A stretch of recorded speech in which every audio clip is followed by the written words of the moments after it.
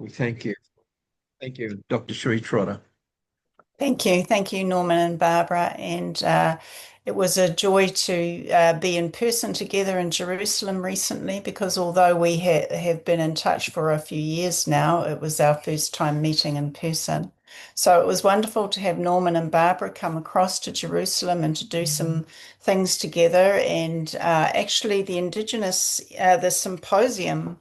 This year we had very strong Australian presence, which was wonderful, just as Indigenous as well as Australian academics. So we had Nova Perez, who gave a wonderful speech. Nova's speech was so heartwarming that she had a standing ovation for her speech.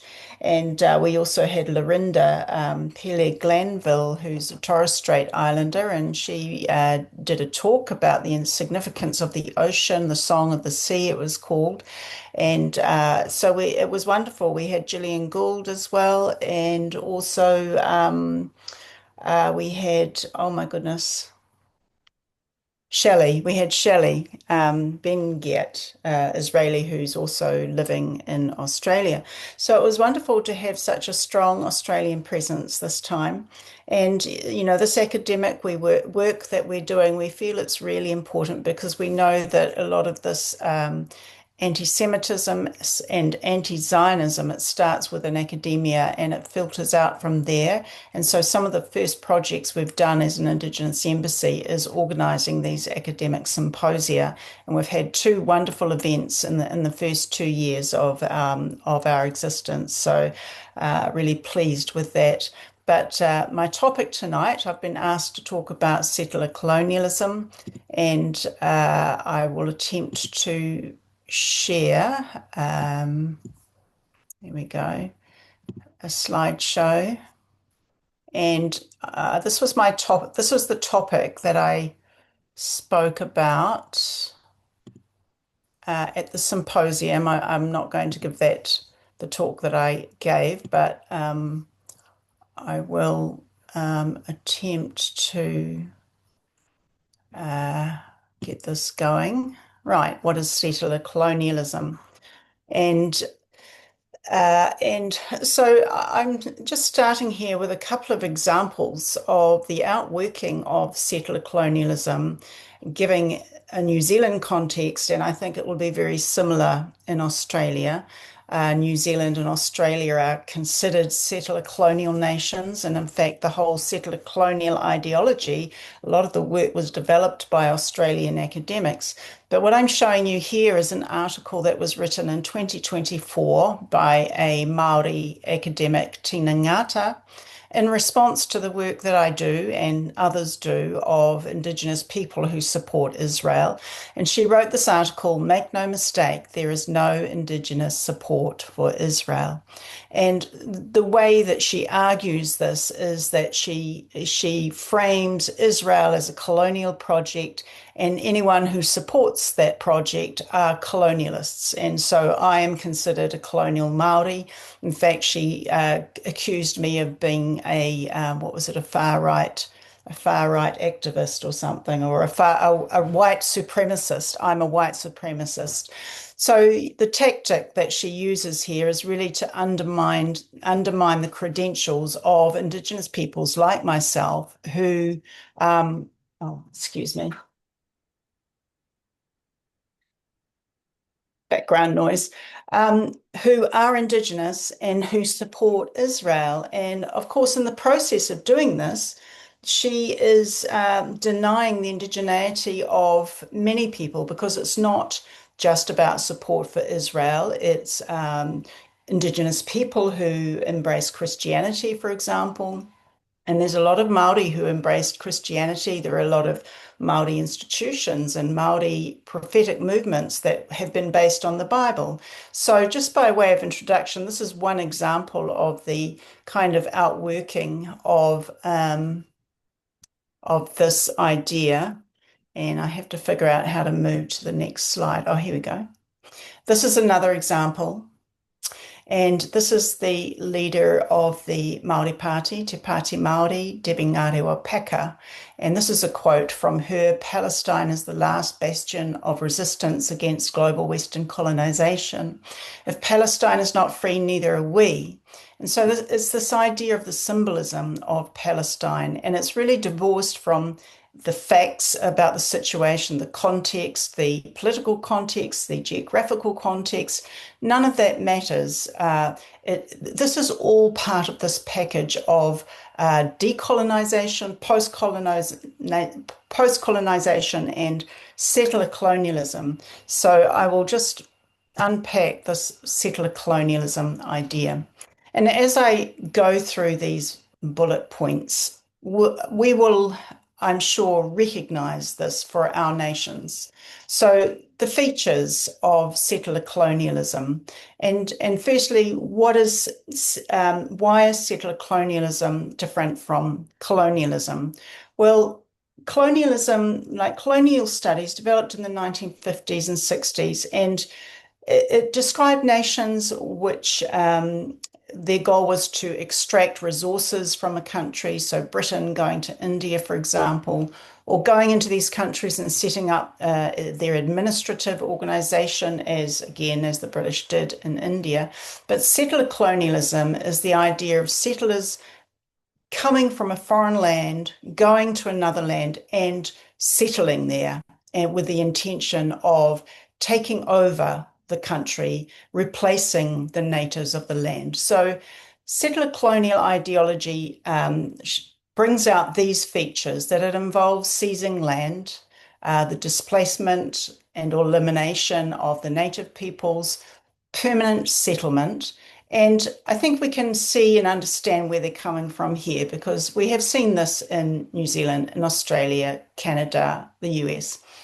But this is where the ideological aspect comes in, structural and ongoing.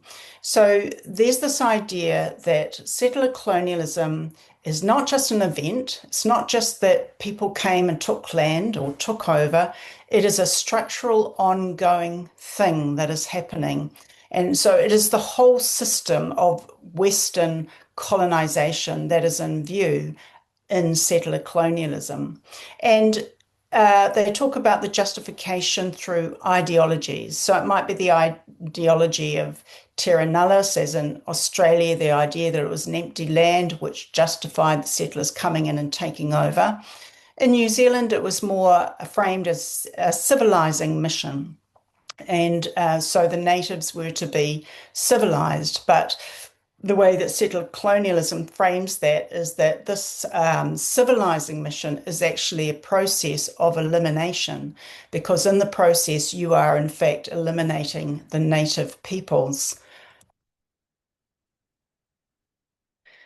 Now, there's a lot of problems with settler colonial theory, and I will point out that this theory, this ideology, developed in the 1990s. It's quite recent, and some of the key thinkers were Patrick Wolf and Lorenzo Veracini, who both were academics in Australia, in fact. And so I think that's a significant element, because they are academics in these nations where this has happened.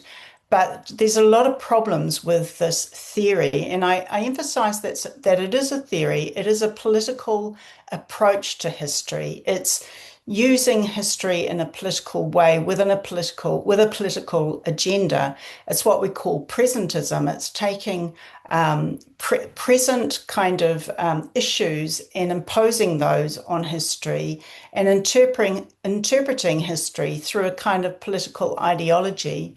And so these are some of the problems that you find with settler colonial theory, that it is actually seeking to dismantle Western society. It sees all the structures of Western society as colonialism, as a structure that needs to be dismantled.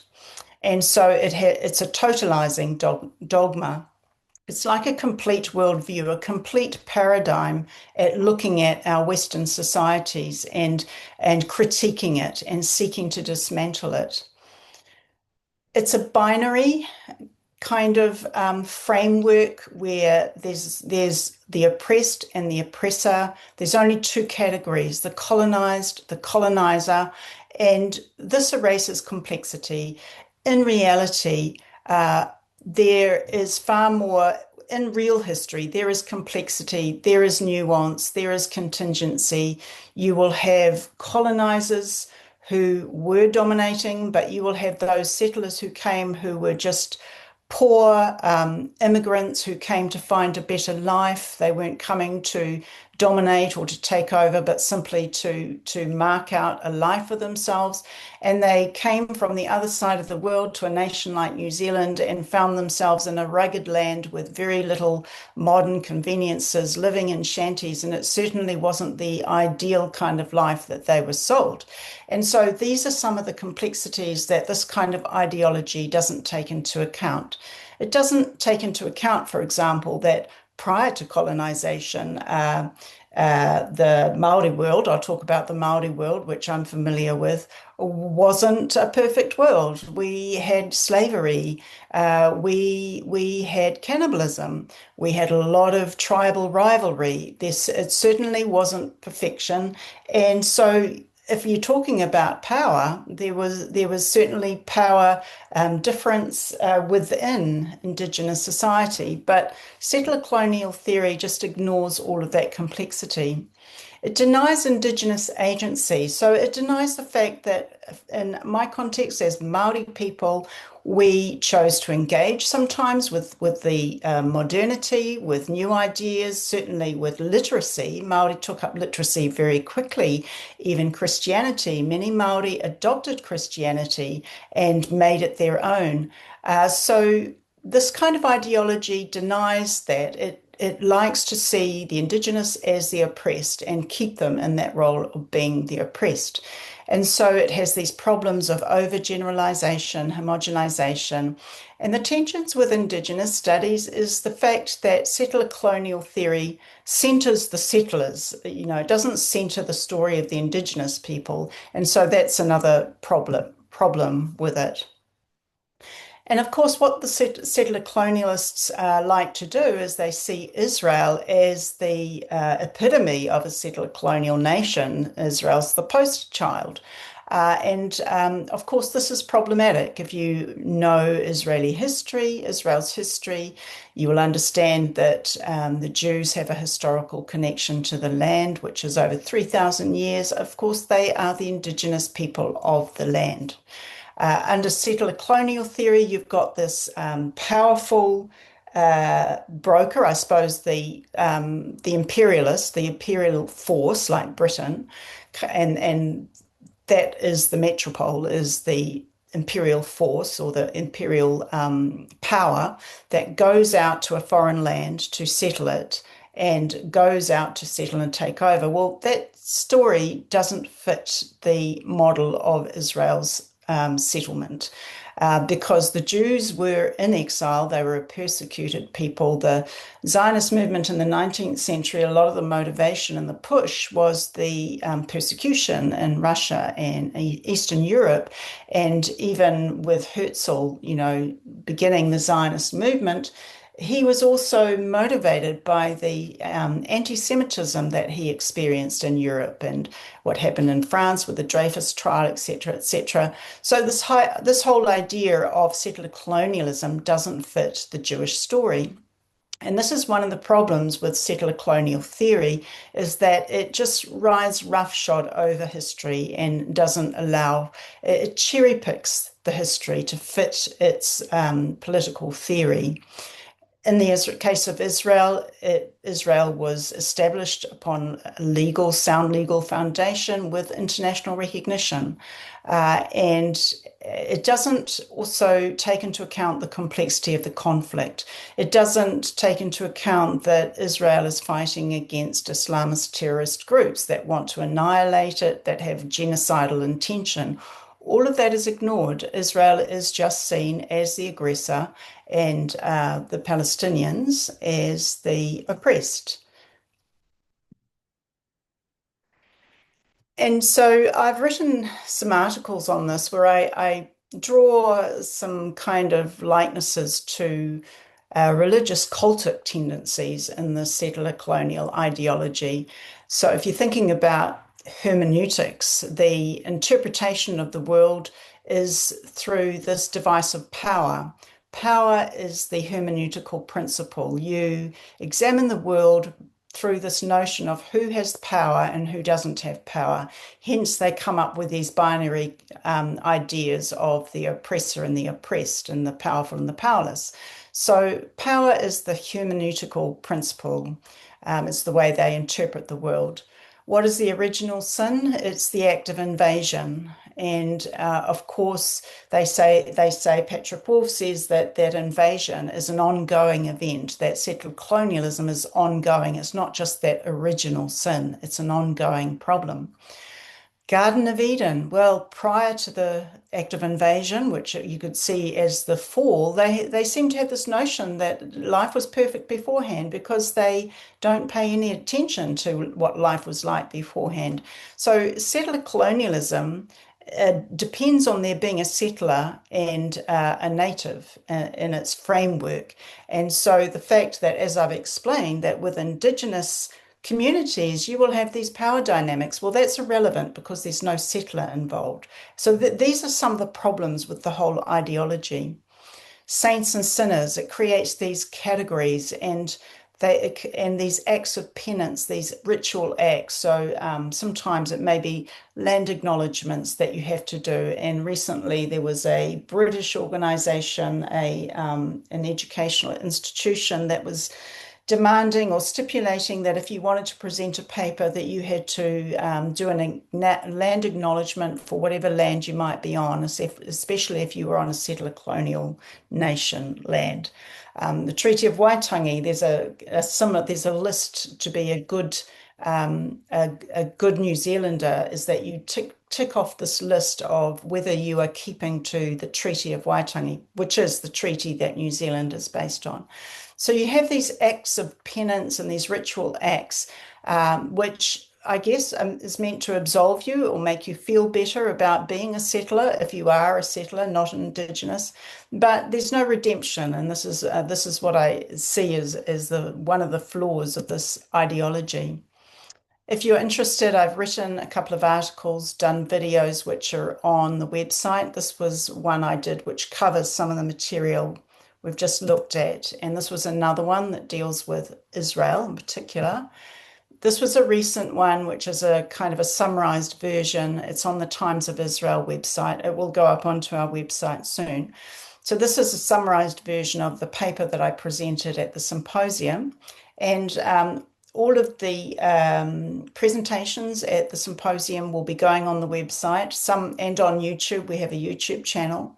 So some of them are up there already, and the rest should be up there in the next day or two. And finally, I've just published this book, Zionism at the Ends of the Earth, and I noticed that Susan Rutland is here, and I was very honored to have Susan review the book for me, very grateful, and she gave me some good suggestions. Thank you, Suzanne. And this is the story of the Zionist movement in New Zealand up to 1948. And what I try to show is that it's a story of humanitarianism and identity. The driver for Zionism was humanitarianism, and it was a lot of the desire to support the Zionist movement was that it strengthened Jewish identity. And so, as I'm sure many of you will know, that today one of our big challenges is the anti-Zionist movement, which is so strong.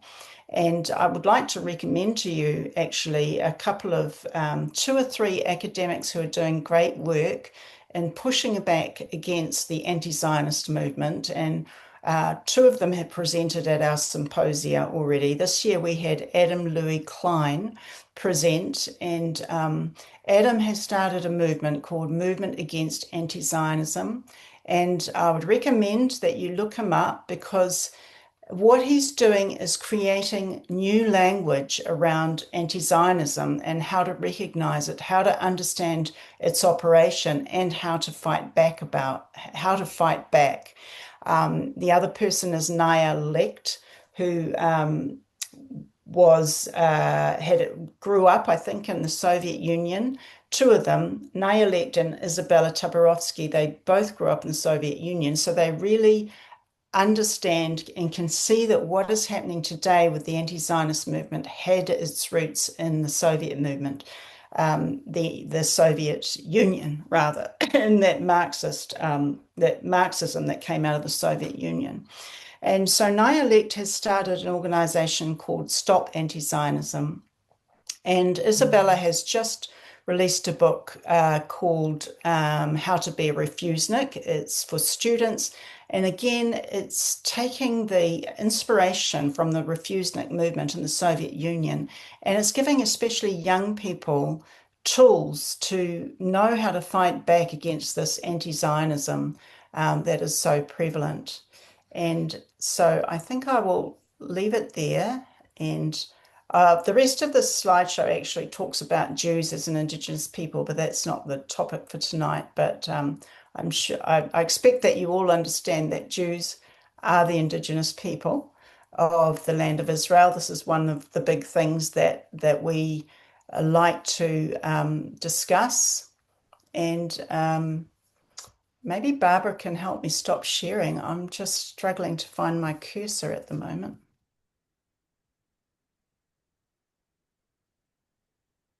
Maybe if I just go quit. Here we go. I still can't find my cursor though. Hmm. Um,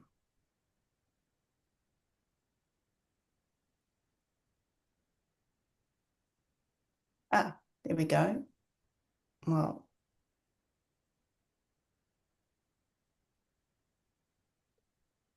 still haven't managed to stop the sharing.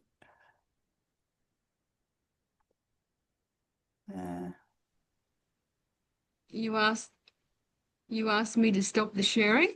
Yeah, are you able to stop the sharing? Because I seem to have lost my cursor. No, it's okay. It's not there at the moment. All Oh, right. it's not sharing? No, I don't think so. It's just a black screen there. Yeah, no, Oh, black. it's not sharing. Okay. Any It's comment from? Okay. Well, let's just take some questions. Are you happy to do that now? Yeah, sure. All right then. So we're going to have some questions now. So yes, we've got Denise Archie has raised her hand. What would you like to ask, Denise? Thank you so much, Sheree. It was very interesting. I'm with Media Tent Australia and know Barbara and the amazing work that they both do. And I have a couple of questions. Oh, one I is... actually can't hear you. Can you speak up a bit, Denise? Yes, I can. I might turn my volume up. I'm not sure. It's pretty loud, but that's okay. Thank you for letting me know. So the names of the people that you recommend, Sheree, can you just put those in the chat, which will be very helpful? And the other question I've got, I'm just not sure whether you're aware of the civil liberties of New South Wales and their agenda, and how do you suggest that some of the information that's coming out from there, because they're denying this whole thing, acknowledging, that there's a place called Palestine, etc. What do you suggest? Okay, I'm just going to stop you and I'm going to ask if Sheree can hear you. Yes, I can hear. I can hear. Right. And we can all hear Barbara. Maybe you should put up the volume on your own laptop. It is as high as it can Thanks, go, Rachel. yes. How are you? Sorry. Hi, Denise. Hi. I'll be there soon. Good. Come and visit. Absolutely. Let me know. Yeah, I will. All right. Okay, so Sheree, would you like to answer Denise's question then? Yeah. Oh, good. I've just stopped this sharing. So the Civil Liberties Group, I'm getting a lot of feedback now. Is everyone hearing that feedback? Yes. No. It's okay. Go ahead.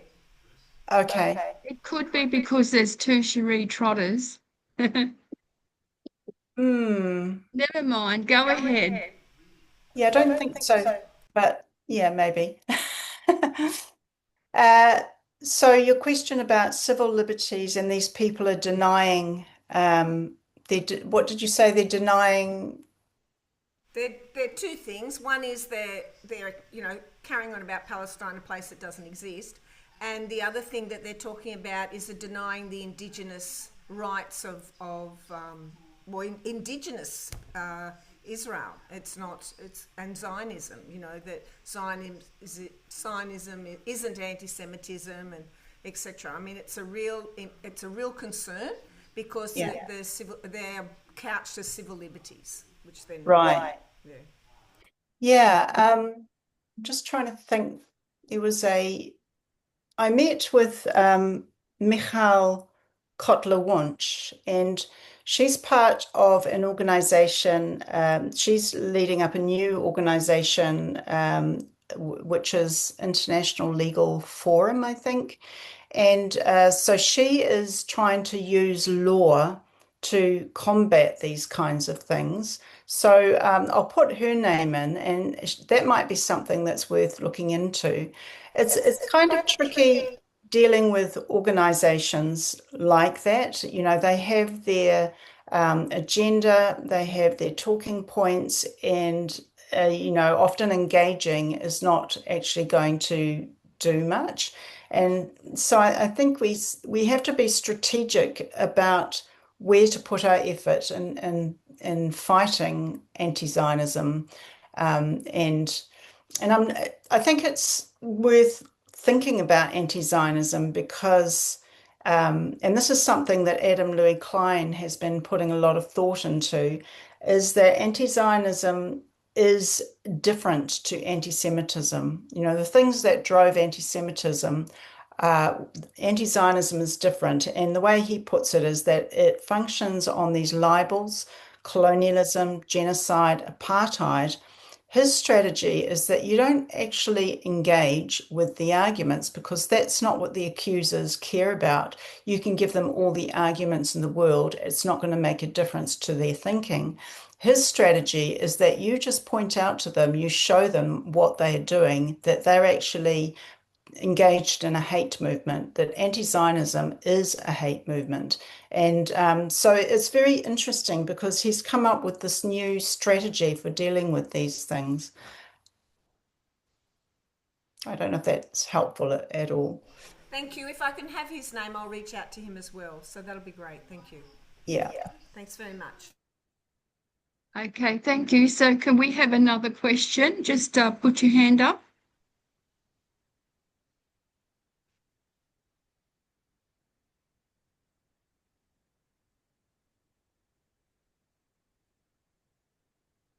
Anyone there got another question? Andrew. Andrew? Yeah, hi there. Hi guys.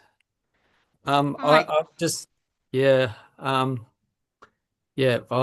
thanks for your bravery just in opening up this whole subject. But yeah, I just thought that was a really good point. That these huge these huge accusations of so it was genocide, um or colonialism and something else, but Apartheid. yeah, so yeah, these are all these modern sort of labels and libels, and that's what it comes down to. It's a really strange tactic because you're actually projecting what you're doing. Yeah, that's So true. how do you get away with doing it yourself? How do you get away with committing genocide under everyone's nose? Um, you actually project what you're doing onto someone else and saying that they're doing it, and that and that gives you breathing space to try and get the kind of, I don't know, get the dirty work done if you can. But um, Well, that's before, actually the kind of talking point that Adam Louis Klein is encouraging, that you just actually explain to people what they're doing, like you have just done now. You're explaining that. So this person comes at you with a genocide accusation. It's totally untrue. You can just say to them, well, you're actually just projecting onto me your own thinking, and so this is what he's trying to develop, is new ways of answering these accusations and thinking about them. Yeah, it's really important because at the bottom of it, it's actually very cruel. Oh yeah, for sure. It's very cruel to tell a culture that has been through, an actual genocide that's exactly what they're perpetrating. So, yeah, it's cruel, but I think it's cruel because it's actually hiding a worse agenda that's behind that. So maybe all this slander is a sign that actually, actually there's worse plans afoot, sort of thing. Like, but they're only plans, of course. Yeah, and I think it's this idea of um, a civil. He's talking about developing a Jewish civil rights movement. Jews Yeah. learning to actually stand up for themselves and defend themselves, which may be a new kind of way of approaching things potentially. Yeah, okay. I haven't looked at some of the content that's. I heard that there's some anti-Semitic material on anti-Semitism being prepared for schools and things like that. But it would be lovely to see this all, a bit more, visible in the education system. It'd be great. For sure. Thank you. Thank you so much, Andrew. I think we may have time for one more.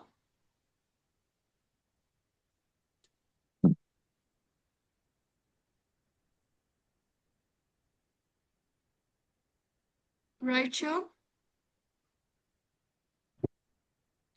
would you like to unmute, Rachel, and ask your question? Is that it? Okay. Yes. I guess my question, I mean, that presentation was amazing, Sheree. Thank you so much. It was so spot on.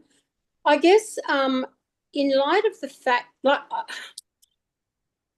what bugs me the most is groups of people like us that are already committed to Israel and already on board. And yes, we learn more every time we go through a presentation like this, but how does it get back to the rest of the world?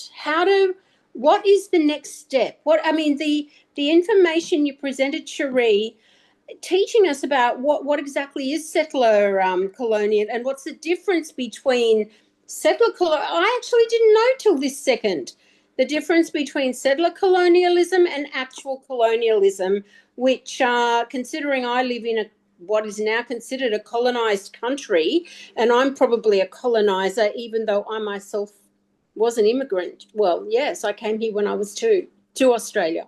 And so how's it getting back to the rest of the people that it matters? I nearly said the rest of the world, but you know what? The rest of the world doesn't even matter. Most of them are beyond repair if they're anti-Israel. I'm talking about the ones who in government, in education, in media, people who need to know this information and simply have no idea. If we who live it don't know it, how do we expect them to know it? Mm-hmm. Well, Thank you.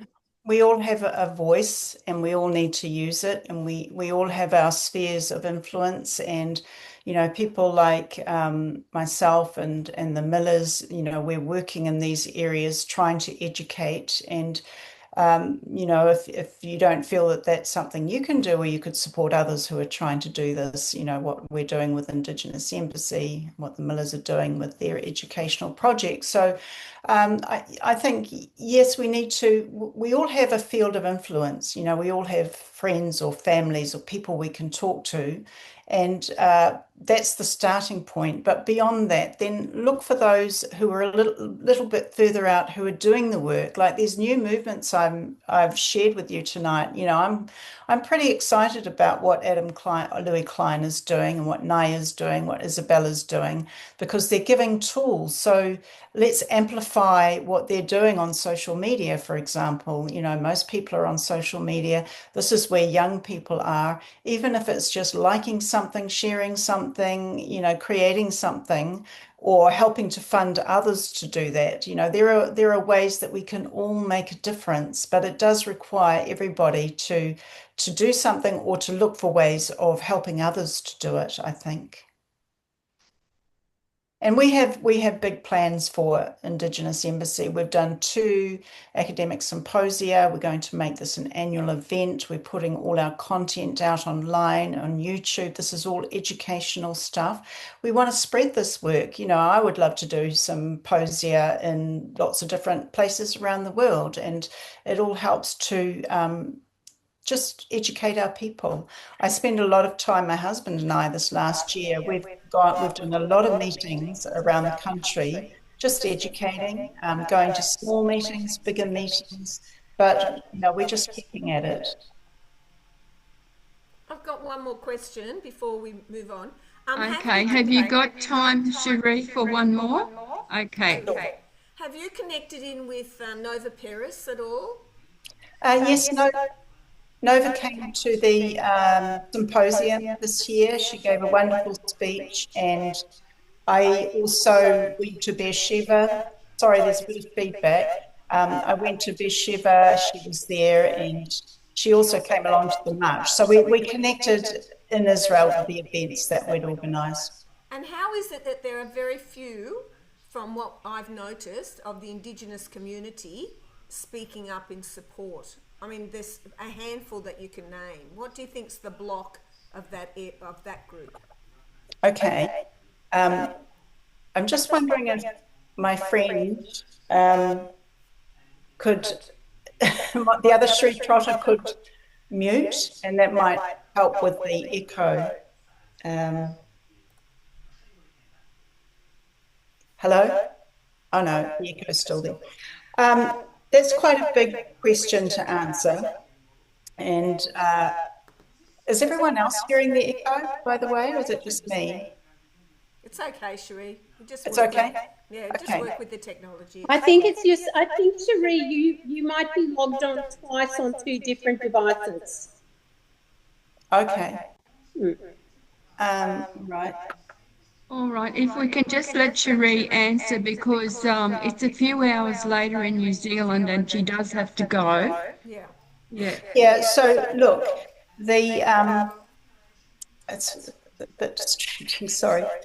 Gather my thoughts. There's a number of strands when we're looking at and I'll talk about the Māori community because that's the one that I'm familiar with, is that there has been a growth of this Palestinian movement over decades, and it was a connection from the 1980s with the international activist movements. So this Green-Red Alliance, the Marxist kind of Arab alliance that developed with the anti-apartheid movement, the Māori activists in New Zealand really connected with that. To put it very simply, they see the Palestinians as the oppressed, like them. And so that captures their heart, really. And then also I think that there's been a concerted effort to co-opt Māori and Indigenous into the Palestinian movement. Could you hear all that? Yes, and that's absolutely true. And of course, the same thing is happening in Australia as well. But look, we do want to thank you very much, Sheree. It's been an awesome presentation, very expert presentation, and the fact that you're Indigenous to New Zealand just gives us an extra wealth of input and experience and information. So thank you so very, very much. And we know that you have said previously you need to go because it's much later in New Zealand than what it is in Australia. So thank you so much. Okay, thank you so much. Thank you, Sheree. Bye-bye. Bye-bye. Thank you. Very much. So now over to Norman to introduce myself. Well, it was wonderful to hear Dr. Sheree Trotter. Thank you for your questions. Now I will introduce you to my wife, Barbara. Barbara and I are co-founders of Indigenous Friends of Israel International uh, Foundation. Barbara and Norman, myself, we've just returned from Israel, having given a joint boomerang and a declaration of solidarity from Indigenous people of the Pacific Rim to Deputy Foreign Minister Sharon Haskell, and attending the Indigenous Embassy of Jerusalem. Also travelled Route 232, the road Hamas used to massacre kibbutzim and Nova attendees on the October 7th, to express condolences from Australians. Barbara is an author, teacher, psychologist, and a former sociologist and a former psychologist. And we have visited Israel 13 times, leading teams there and teaching on Israel for the last 30 years.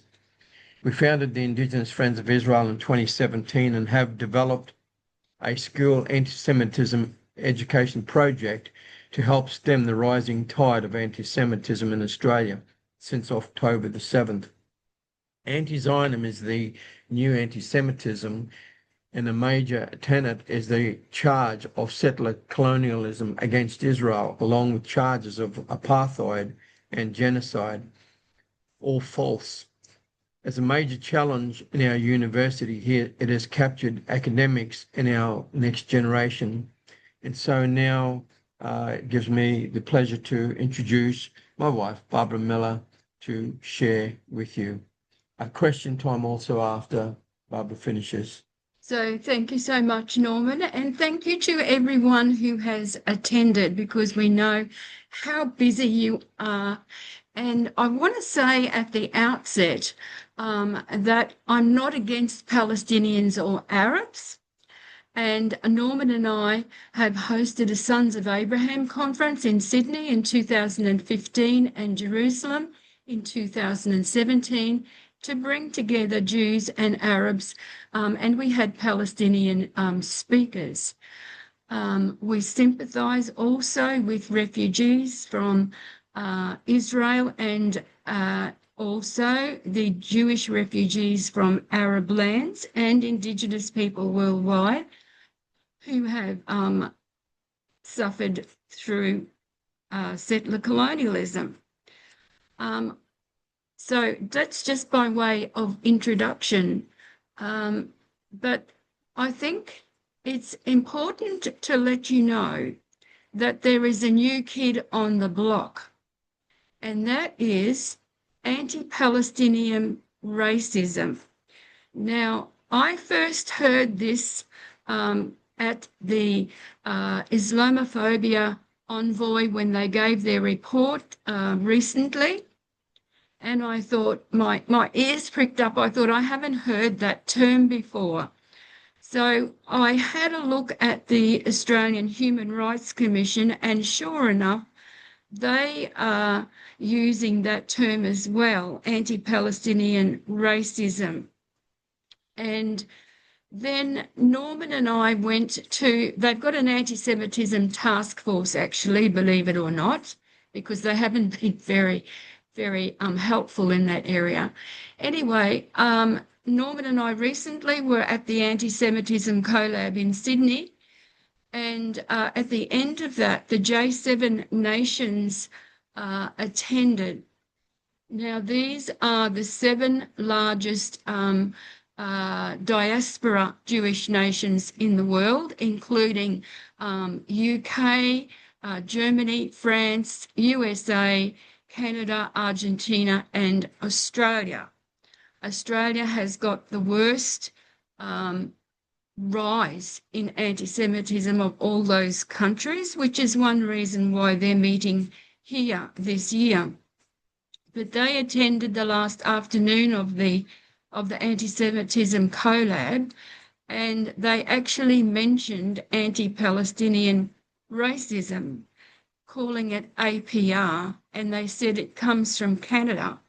So I had a look at where it originated. So in 2022, a report was put out And I won't go into all of it because I'll have to do a separate message on that. But basically, one of the key things is that anyone who denies that the Palestinians are indigenous to Israel is accused of racism.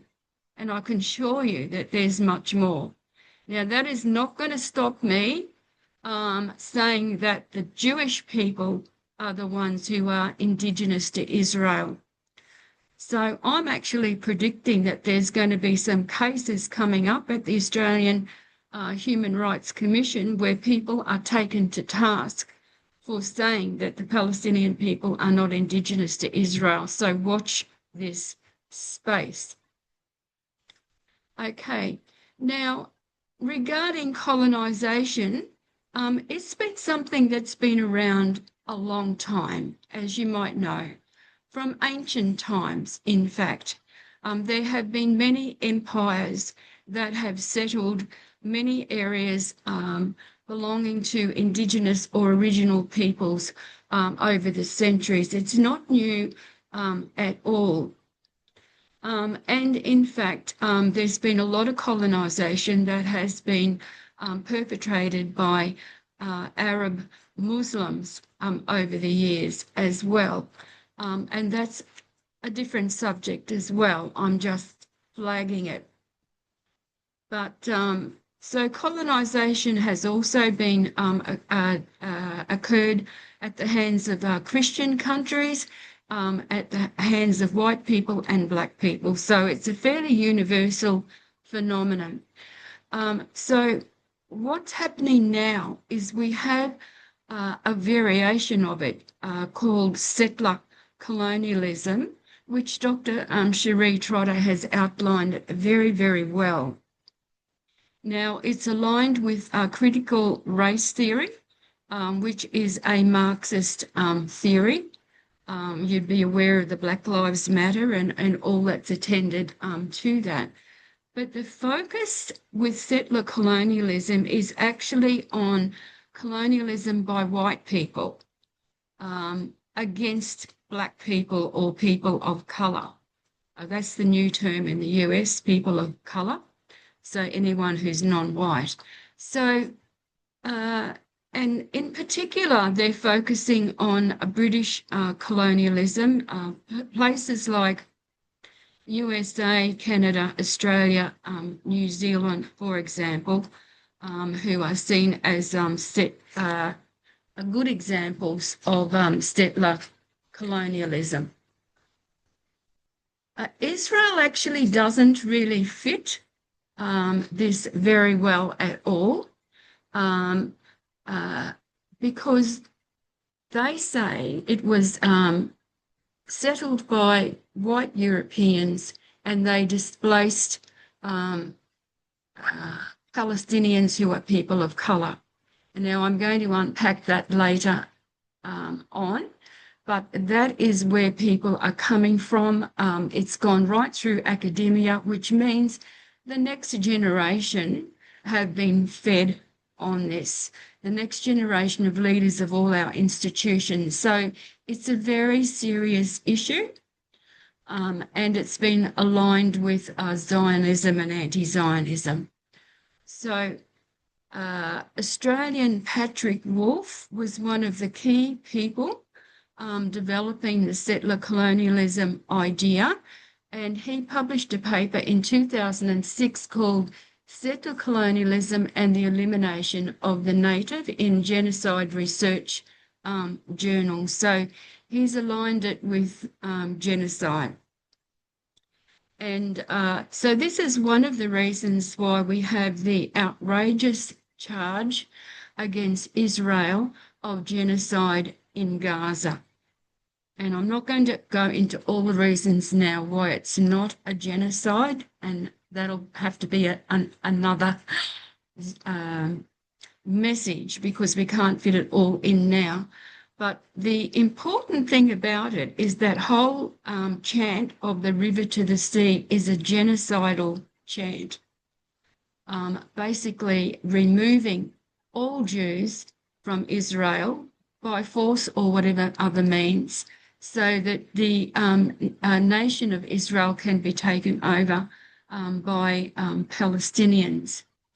So basically, this is a modern day variation of what has happened to Jewish people through the centuries, where they have been removed from Israel by many empires, even though there has always been a remnant of Jewish presence in Israel. So, we've got a real inversion here.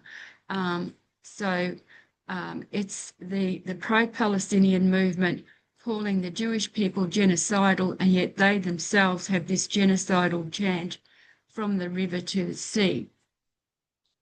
So Wolf actually made a critical addition to this kind of thinking in saying that settler colonialism is not just an event. The invasion is not just an event, but it's structural and it's ongoing. And what that means is that you have forever this binary thing, which Sheree also spoke about, of the settler who is the aggressor and the Indigenous who is the oppressed. And you can't get out of that situation. It's like an original sin of the birth of the nation. And so no amount of sorry, no amount of reparations, no amounts of any kind of symbolic or real acts can deal with it. So even immigrants from overseas who might be different nationalities, because they come to a land like Australia, which is seen as a settler colonial power, they then become settlers themselves. They then become guilty themselves. And so what it is really is making places like Australia illegitimate. And it's attempting to make Israel illegitimate. So we know that even our kindy children, preschoolers in Australia, are being taught that Australia is illegitimate. And so this is an issue, I believe, that we have to be really aware of what's happening in our public education system and in our universities, which is affecting the future leaders of our generation. Sadly, we even have the Harvard School of Divinity, which is very anti-Semitic.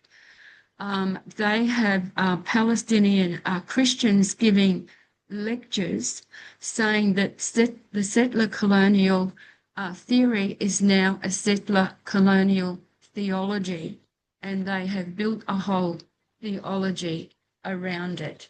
So, this is something that Christians need to be tackling that as well. And of course, we appreciate the situation of Palestinian Christians. We know many of them, but there is a lot of replacement theology as well in that particular cohort. So just dealing with October 7 for a moment, we have a huge paradigm shift here with that. In Israel itself, there was a lot of a big peace movement there, prepared to give land for peace over a period of time, as you would know.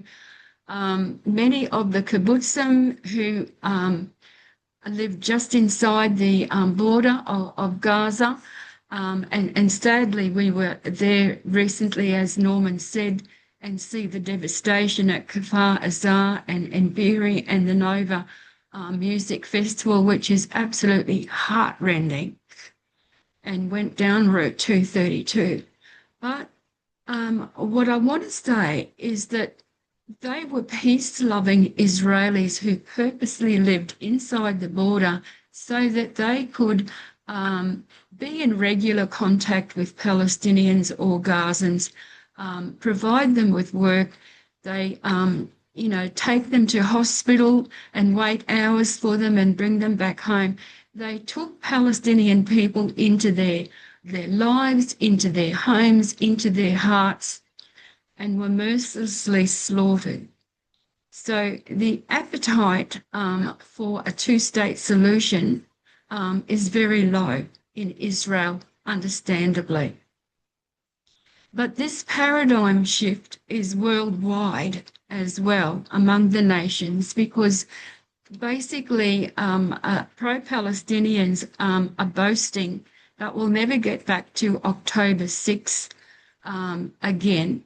The world has shifted, that now they're seeing Israel as the aggressor, the pro-Palestinians as the oppressed, resistance, even violence, as justified, and now they understand why the Palestinians want a one-state solution, not a two-state solution.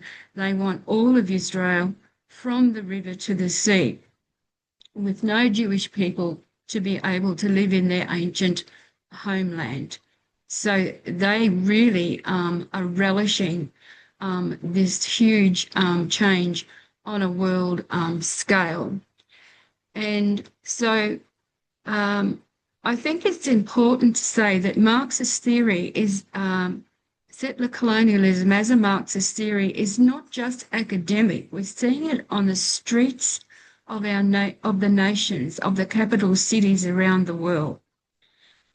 It has taken root in activist minds and hearts and chants. So, this is very alarming. So this brings us to the assertion that October 7 was resistance to occupation or colonialism by Israel, and that therefore it was justified, and that if the Palestinians had been given a two-state solution, October 7 would not have happened. Well, I beg to differ with that. There have been so many examples of a Palestinian rejectionism of a two-state solution. The first one being in 1935 with the Peel Commission that offered a Jewish and an Arab state. It was rejected. We also know in 1947, Resolution 181 of the United Nations, that there would be a Jewish and an Arab state. The Jewish people accepted that, the Arabs didn't. Now note, the resolution wasn't for a Jewish state and a Palestinian state. That wasn't thought of at that time. It was a Jewish and an Arab state. Okay, so this was when the British mandate was ending. And we also know that in the year 2000, Bill Clinton tried very hard at the Camp David to get a resolution. And even though 92% of the West Bank was offered to Yasser Arafat and 100% of Gaza, plus other concessions, it was rejected again. So offers of a Palestinian state have been rejected again and again and again. And we also have the situation, so you can't blame that for October 7. We also have the situation of Transjordan, which some of you may be familiar with, when 77% of the British mandatory Palestine was given to the new state of Transjordan. And so that was like 2/3 already given away to what many people see as a Palestinian state already. Now, they annexed the West Bank in 1949 after the Arab-Israeli War. And there are, and it became Jordan. So there are many Arab refugees from 1948 and 1967 who actually were given citizenship in Jordan. In 1970 and 71, after Black September, the PLO and some of the militants were expelled from Jordan. However, many say, well, 2/3 of the British mandatory Palestine already went to Jordan, which can be seen as a Palestinian state. Apart from that, we know that between 1948 and 1967, we had Egypt was in control of Gaza, and Jordan was in control of the West Bank, which is the biblical heartland of Israel, of Judea, Samaria. And so there was no effort made by those Arab nations at that time to create a Palestinian state. And I've yet to see any even talk of it during that time. So on the international stage, I think Israel is often seen as illegitimate, but the settler colonial model does not fit it. And I'm going to go through a couple of reasons why it doesn't. I think we've got someone in the waiting room. Hang on, I'll just add them in. Sorry to interrupt you there, but I don't have anyone helping me with the technical side tonight. So the reasons being, Israel actually decolonized itself in 1948. And it wasn't a matter of colonizing, it was a matter of decolonizing. And I think that's extremely important. After centuries of colonization by other nations, the Assyrians, the Babylonians, the Persians, the Greeks, the Romans, the Byzantines, various Islamic caliphates, 4 of them at least, the Seljuks, the Crusaders, the Mamluks, the Ottomans, and the latest one, the British. So there were so many empires colonizing Israel that really it decolonized itself in 1948, and I believe that's very important. The Arab colonizers, Muslim colonizers first came in the 7th century. So you cannot see them claiming indigeneity. They could claim long residence, but not indigeneity. So how can the colonizers claim to be Indigenous and cast the original peoples as colonizers? That is the crazy thing that is happening at the moment, that people don't seem to be seeing that. And I found an interesting quote, and sorry I don't know the source at the moment. Jews are not colonizers in Israel. They're the homeowners who got locked out for centuries while a rotating cast of empires squatted in their living room. And I think that's quite apt. So secondly, it was not settled by a mother country, a metropole, as they call them.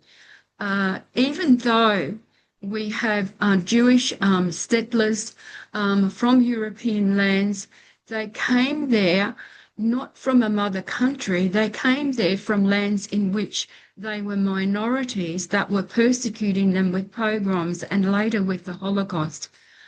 Then they were joined by Jewish refugees from Arab lands from 1948 through to about 1970.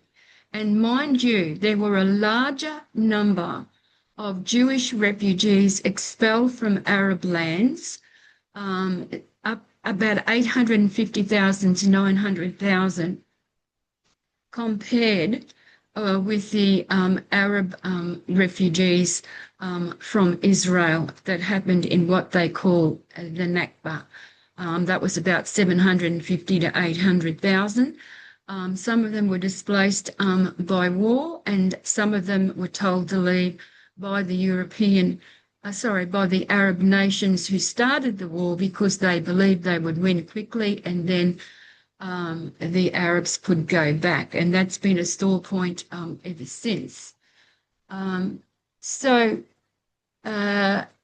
also, those Jewish people who were settling in whether we call it pre-state Israel or historic Palestine, those people came during the Ottoman rule, and they bought land from absentee Arab landowners. Also, thirdly, there was no Arab Palestinian government in what we call now as Israel for the Jewish people to come and overrun that government, that economy, etc. It didn't exist. So it was actually the British mandate at the time. So fourthly, the legal and historical rights of Israel to the land of Israel were set out in international law at San Remo in 1920. You can look that up when you have some time. Fifthly, the Jews are indigenous to Israel. Now, the criteria the UN Permanent Forum on Indigenous Issues has adopted for people to be recognised as Indigenous, firstly, self-identification as Indigenous peoples at the individual level and recognised by the community. Secondly, historical continuity with pre-colonial and pre-settler societies. Next one, strong link to territories and surrounding natural resources. Also, next one, distinct social, economic or political systems, distinct language, culture and beliefs, forming non-dominant groups in a society and resolving to maintain and reproduce their environments and systems as distinctive peoples. So the Jewish people meet all of these criteria. And you can find that, you can just Google the UN on that. So how do they meet the criteria? Well, in terms of self-identification, so there were previous people in Canaan before the Hebrews settled there, we know that, but they have disappeared from history.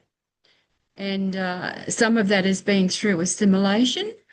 The Palestinians claim descent from the Philistines, but they were a sea people known as invaders coming from the Aegean Sea around the area of Crete.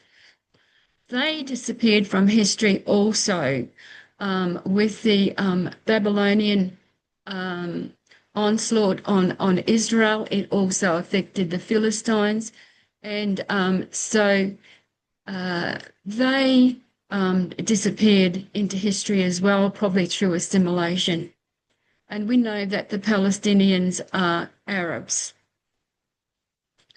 So historical continuity with pre-colonial and pre-settler societies. Abraham came to what has been called the Promised Land around 1875 BC or BCE, and King David ruled Israel and Judah in 1003 BCE or BC, uniting them into one kingdom and establishing Jerusalem as its capital. So we're looking at a 4,000-year history here. And that's extremely important, considering the Arab Muslims came in the 7th century. Huge difference. So despite empires exiling Jews from their land a number of times through history, there has always been a Jewish remnant in the land. And we know that with regard to Jewish feasts, and it's always said next year in Jerusalem, and that's been happening through the centuries. So the next point, strong link to territories and surrounding natural resources. Judaism is very much a land-based religion, with feasts or observances related to agricultural cycles in Israel. Places sacred to the Jewish faith are throughout Israel, including altars to God or Hashem in Judea and Samaria, known as some as the West Bank today. So next point, distinct social, economic and political systems. There is a Jewish law or halakha derived from the Torah and its interpretation by rabbis, which is a comprehensive guide to Jewish life, religious and civil, and defines the way Jews should live. It guides social, economic and political life. Next point, distinct language, culture and beliefs. The same Hebrew language spoken by its ancient people was revived in Israel. And I mean, this is really quite a miracle. And the culture and belief of the Jewish people are based on ancient traditions. At the same time, it's an innovative society. Archaeology shows Jewish artifacts going back thousands of years, and no Palestinian artifacts are found.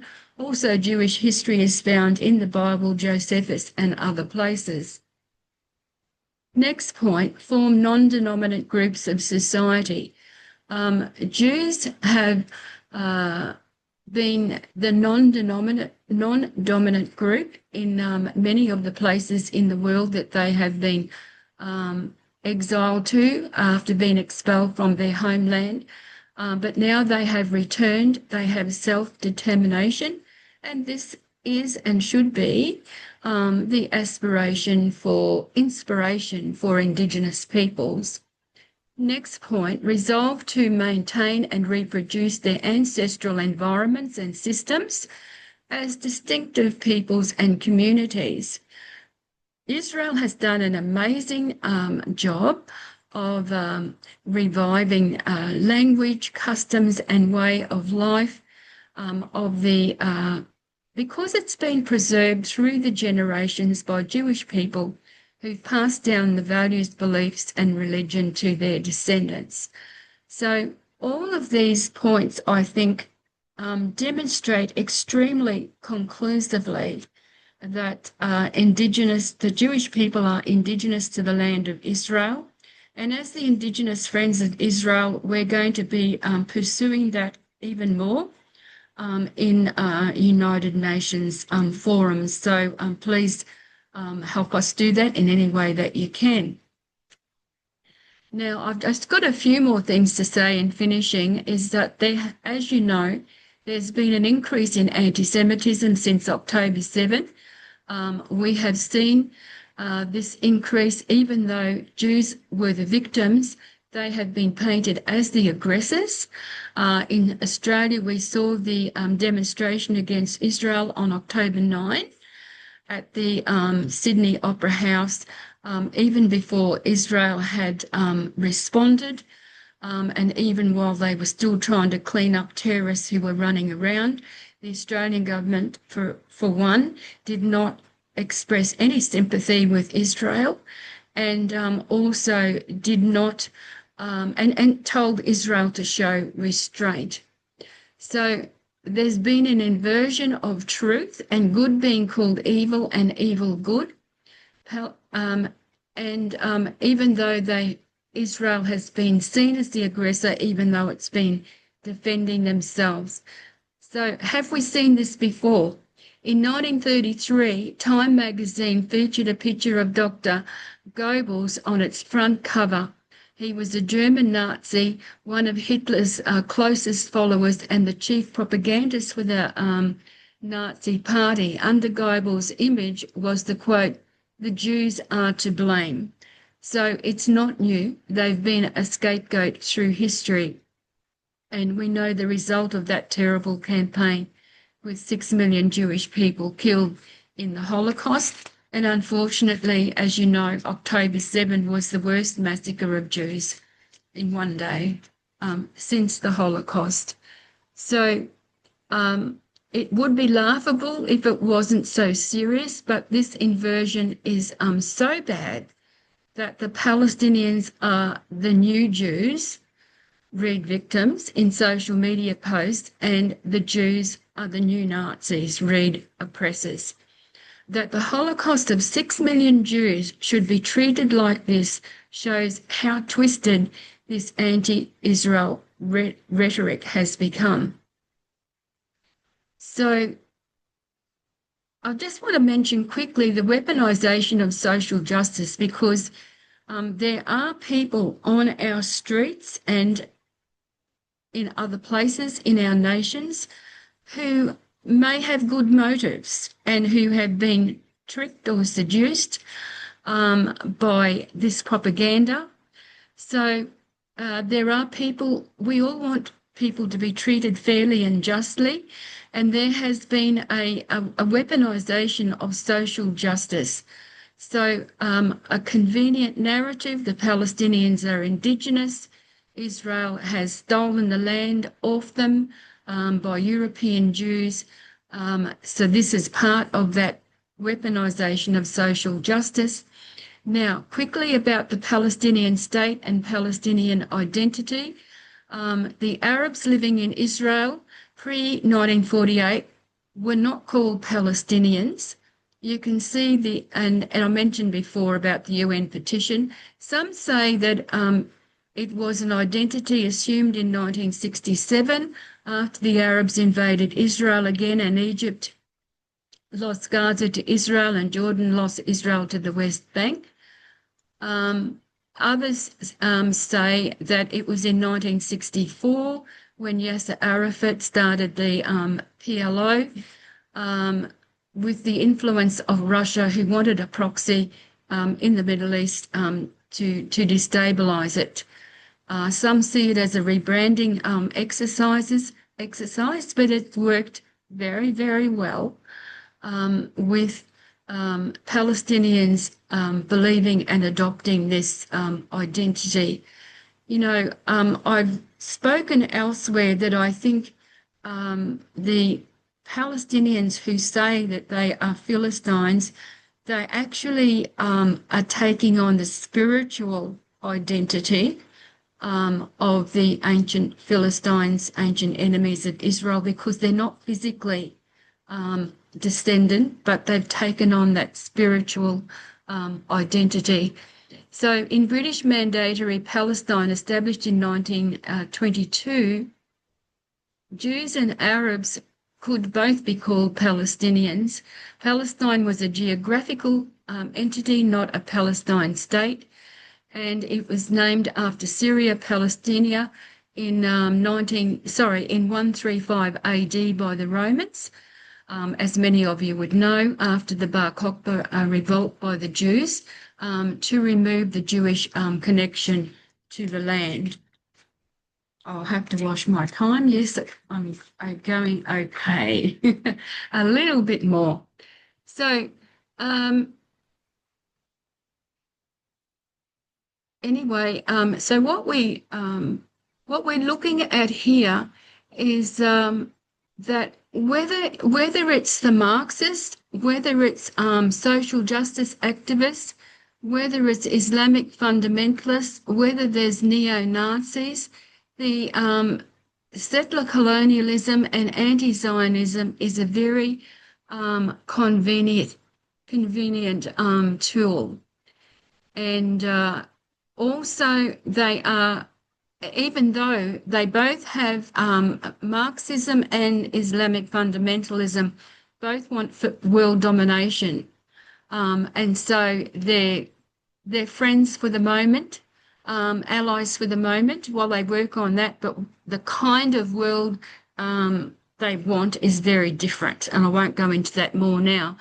But they also are trying to co-opt Indigenous people in Australia and other lands to their cause by saying, well, we're both victims of white colonialists who stole our land. And so one of the reasons Indigenous Friends of Israel International has formed is to try to combat that narrative.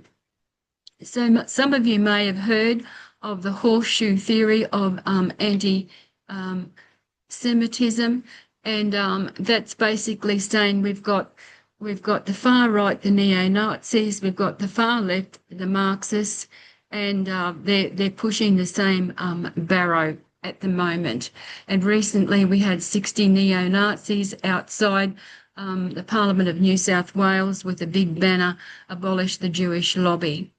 So, in conclusion, I just want to say that Zionism has become the new form of anti-Semitism, and critics are rejecting the International Holocaust Remembrance Alliance IHRA definition of anti-Semitism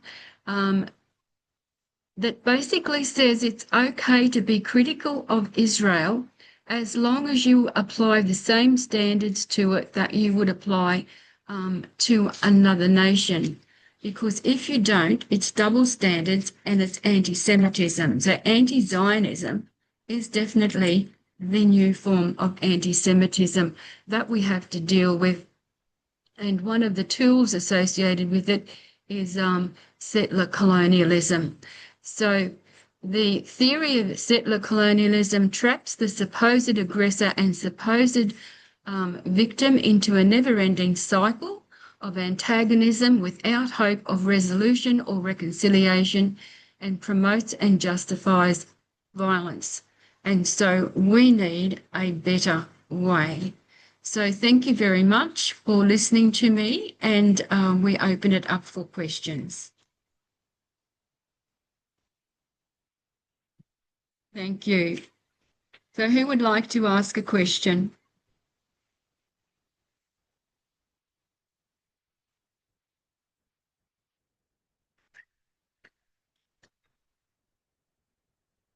Okay, Andrew, thank you. Yeah. So would you say, Barbara, that the birth of the Palestinian identity came about with the birth of the PLO? That's kind of what you were saying, that it doesn't have. That's what some commentators are saying. Yes. Yeah, but Because before that it was Arab nationalism. And Arab nationalism was basically a response to Jewish nationalism. And and so because before that, the Ottoman Empire controlled a lot of Arab lands. And so once the Jewish people started coming into Israel during the Ottoman Empire and then during the British Mandate, they created opportunities for Arab immigrants to come in, and a lot of them flooded in. That Arab nationalism was sparked. Okay, and that's underlined by seventh century colonialism, and that's really where it all starts. I needed to clarify for myself. Yes, The yes, and components so of that identity. and so of course wherever Muslims have had territory in the past, they always regard it as forever part of Islam, whether it's currently their territory or not. Yeah, yeah. So I think, you know what, I think on a positive side, I think there's going to be a movement too of revelation about the roots of Islam and the real, identity and character of Muhammad and things like that. I think this all has to come up as well. So hopefully with everything being gone through, with a fine-tooth comb with what Israel's doing, maybe that can start to be applied to the others. But anyway, there's a lot of things to pray for, and obviously there's a lot of giants to kill. Okay, thank you so much. Now we have Denise, and then we have Melinda. Thank you both, Barbara and Norman. It was great to reiterate and share your wisdom, and I'm keen to talk to you offline around your United Nations push. I guess the challenge that we're all facing is that for many people, as Andrew said, they don't realise the hidden agenda. And you'd be aware of the 100-year plan of the Muslims, that they claim whatever land they're on that they own, which is what we've seen here in Sydney, particular. So one of the challenges, of course, is how do we educate people. And I know Greg Hearn, who, you know, is part of one of our groups, is doing a lot of work on the global Islam. But the challenge here is that many Australians are just not interested, and their passiveness is actually a real challenge for the great work that's going on by a whole range of people. So my question is, with this level of passiveness that many Australians, and through, you know, they're just not interested to even have conversations at times. I'm not sure what movement can be. I mean, there, you know, the fact that Mashni father brought the PLO to Australia and his connection. I mean, there's so much that's out there now. And Andrew, your point is that it really is falling on deaf ears. I'm just wondering, I guess my sense of frustration comes through. Everybody's doing the best that they can, but it just seems that there is, you know, the small steps that still need to happen in the day-to-day Australians, really, who don't turn up and want to know what's going on. And that's the dilemma, I think. What's your suggestion? So you're wondering how we get the message out, basically. Yeah. Yes, and I think, you know, as Sheree also earlier said to a similar question, we all have to do what we can within our sphere of influence. You know, many of us have social media accounts. We need to use that. We also need to get behind people who are doing something in the field and support them for what they are doing. But I think the education system is a huge key here. We really need to be looking at what the teachers are teaching in our schools, and that is a big issue. That is why we have developed anti-Semitism education for primary schools, and we're going on now to do it for secondary schools. But I can tell you the Palestinian lobby is certainly at work in our schools. And I think and we'll find that is where we need to put our biggest energy, is in the education system. So, Melinda? Hello, everyone. It's lovely to be here. Barbara, you're just masterful. You really covered so much history and social history and the lot. Wonderful. More people need to hear you do that, because it's bringing Thank so you. many things together. I have a couple of questions. The first is, in my opinion, settler colonialism is as bad for Indigenous people as it is for Jews. The being sold into the Indigenous community, the idea that by definition you are a victim, that you can never get out of that position. We've obviously it doesn't matter. The point is, one strategy could be to be going to other communities, like the Indigenous community, like your community too, to talk about settler colonialism as a problem, with the side effect that it would flow over to understanding settler colonialism is a problem in the context of Israel. And I don't know if that's been happening at all, if there's any counter movement within the Indigenous community about it. Just say that last little bit again. I'm interested in whether there is a counter movement against settler colonialism in the Indigenous community. Well, I think it's just starting to bud now, really. I had a look online about settler colonialism, and I found a huge amount on there saying that Israel was a colonial power. There is very, very little to challenge that. Very, very little. It was good that Sheree brought up a couple of cases where it's been challenged.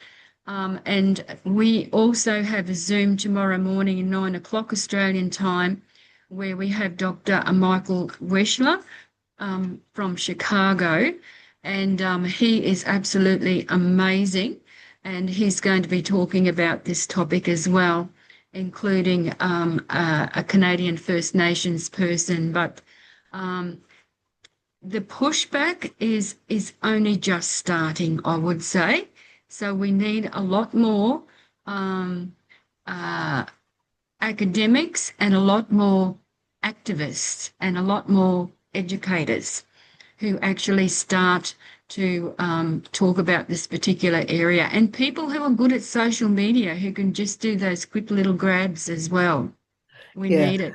There are a lot of Australia's anti-Semitism leaders who do not understand the slightest bit about this and don't think it's important to focus on. If you consider at the collab, for example, it barely got a mention. And I think that's very important to recognize. If we want to change an ideology, we have to be doing it broadly. Have to, it can't, because that's what we really need to do, is to change this ideology as a step towards dealing with Israel. Sorry, so my second question was about the schools program that you're running. And I'm wondering, I've got no expertise in schools programs, but I know that there are now quite a few different schools programs running around the country. Have you been had some sort of collaboration with the other people who are running programs to compare what you're doing to learn from each other? Yeah, so we've spoken to Courage to Care, we've spoken to Holocaust museums, we've spoken to many Jewish organizations, and we've spoken to Door Foundation, we've spoken to the Envoys office, etc. So what we are finding, and Julian Siegel actually mentioned this in her talk at the Collab, Anti-Semitism Collab in Sydney. She said, the gap, yes, I know, but you might remember what she said. She said the gap is the primary school area. Yes, yes. So no one's done that. We're the only ones who have, which is why Door and the Envoy's office are so excited about what we're doing and why we got invited along. So at the moment, however, we have to find schools that will pilot it. And that's where we are at the moment. And is there a cooperation, say, with the state Minister of Education? Have you spoken Look, we've spoken to most of the state education departments, and by Zoom and the Victorian one face to face, they've basically said go direct to the schools. We've actually surprisingly found the Commonwealth Education Department. We had the best reception from them. We met 4 of their directors in the one go in one Zoom. And they're happy to push it. So that has been a very good result. So thanks, good Melinda. luck with it. It's exciting. Thank you. So Denise, did you have one more, or are you finished? No, I just wanted to make a comment. I think the challenge, Melinda, is that everybody stays in their silos and they're not interested in collaboration. And that's been my experience over the last 2 years. And I think Barbara and Norman have done an amazing job in terms of the education. Michael Gretschner spoke yesterday about Stand With Us, and they're pushing education, but they can't get into state schools. You've got Courage to Care, who are doing, what they're doing, but they don't link it to current events because it's too political. So you've got all these things, and I think, Melinda, that's the challenge. And and so it's, for the last 2 years, bashing on doors for collaboration's been great point of frustration for me. But good on Barbara and Norman for just keep going and making something happen, which is great. Okay, thank you so much, Denise. Well, I think we might need to end it there. And I just want to thank you all for attending. This is our last Zoom for the year, except for the one we have tomorrow morning on the same topic with 2 different speakers. that is mainly to cater for the North American audience, but we have some Australians joining us. So, look, thank you very much. Happy Hanukkah Barbara, for can you those who send the celebrate link then? Hanukkah, and Merry Christmas for those who celebrate Christmas. Was there someone else who really needed to say something, or Barbara, can do we you want now to send the end? link for tomorrow? If you're going, are you wanting other people to join tomorrow morning, or is it a closed shop? I can hear a voice. Sorry, was that Denise again? Yes. I said, was tomorrow, do you have the link for tomorrow, or is it a closed, link is for it closed tomorrow? out? Oh, all you need to do is go onto our website, indigenousfriendsofisrael.org. Okay, thank you. Okay, the link is there. So welcome anyone who wants to join us in the morning. I can assure you it will be excellent, and it won't be the same as what you heard tonight. Okay. Well, thank you. Happy Hanukkah. Bless you all. Thank you. Thank you so Shalom. much for joining us. Shalom, shalom, shalom. Shalom in every way. Shalom. Now I'm just looking. I can't get down there. Get down there.